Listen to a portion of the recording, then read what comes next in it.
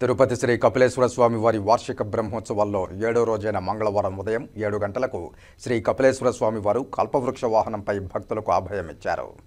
భజన మండళ్ల కోలాటాలు, భజనలు, మంగళ వాయిద్యాల నడుమ పురవీధుల్లో వాహన సేవ కోలాహలంగా జరిగింది. వాహన సేవ ఆలయం నుండి మొదలై Kapilatheertham road, Annarao circle, Vinayaknagar quarters, Hare Rama Hare Krishna గుడి, ఎన్జీఓ కాలనీ, అలిపిరి బైపాస్ రోడ్ల మీదుగా తిరిగి ఆలయానికి చేరుకుంది.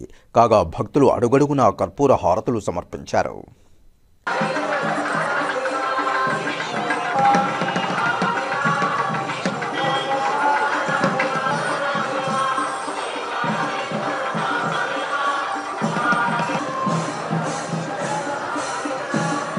అనంతరం అర్చకులు స్నపన తిరుమంజనం శాస్త్రోక్తంగా నిర్వహించారు.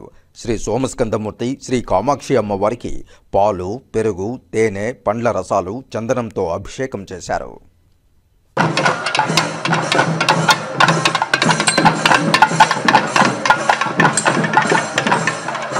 ఈ కార్యక్రమంలో ఆలయ deputy EO Devendrababu, AEO Subbaraju, superintendent Chandrashekar, ఆలయ అర్చకులు, విశేష సంఖ్యలో భక్తులు పాల్గొన్నారు.